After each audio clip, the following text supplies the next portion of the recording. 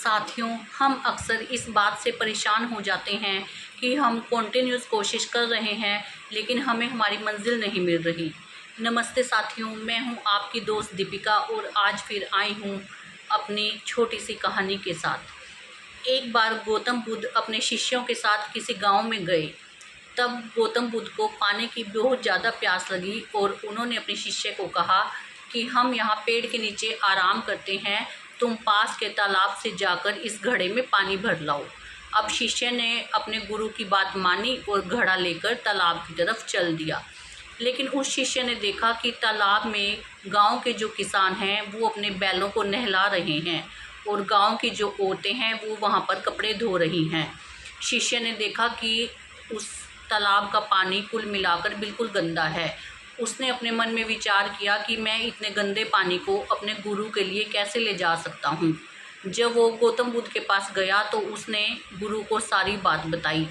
गौतम बुद्ध ने कोई जवाब नहीं दिया, बस इतनी सी बात कही, कोई बात नहीं, अब हम थोड़ी देर के लिए विश्राम करते हैं और तुम भी यहाँ बैठकर विश्राम करो। आधा घंटा बीत जाने के बाद गुरु ने फिर से अपने शिष्य को कहा कि उस तालाब में के पास जाओ और घड़े में पानी भर लाओ, मुझे बहुत तेज़ प्यास लगी है। शिष्य वहां गया तो उसने देखा कि अब उस तालाब का पानी बिल्कुल साफ़ हो गया है और जो मिट्टी थी वो नीचे बैठ गई है। तब साफ़ पानी लेकर मटके में भरकर वो अपने गुरु के पास आ गया। लेकिन उसने अपने गुरु को कहा कि गुरु जी, मैं यह समझ नहीं पाया कि सिर्फ आधे घंटे में ही इसका पानी साफ़ कैसे हो गया। गौतम बुद्ध ने कहा, मैं तुम्हें ये बात तभी समझाना चाहता था, लेकिन मैं चाहता था कि तुम इसे व्यवहारिक तरीके से खुद देखो।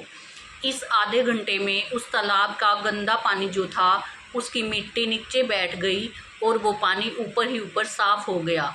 इसी तरह गौतम बुद्ध ने हमें भी इस कहानी से जीवन की एक सीख दी कि हम जब बहुत ज़्यादा अपनी कोशिशें करते हैं अपनी मंजिलों को पाने के लिए, तो लगातार कोशिश करने से और नाकामयाबी मिलने से हमारा माइंड फ्रस्ट्रेटेड हो जाता है, जिससे हम अपनी पूरी शक्ति उस काम में नहीं लगा सकते और फिर हम दोष किस्मत को देते हैं कि हमें हमारा टारगेट नहीं मिला।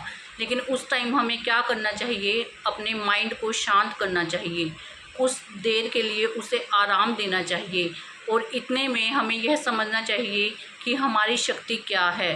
थोड़ा टाइम बीत जाने के बाद, मन को शांत करने के बाद पूरी शक्ति के साथ उस काम में जुट जाना चाहिए, तब हमें हमारी मंजिल ज़रूर मिलेगी।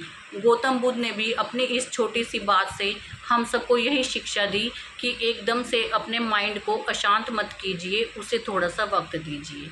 तो फिर मिलूँगी आपसे एक नई कहानी के साथ, तब तक के लिए आप सभी को मेरी नमस्कार।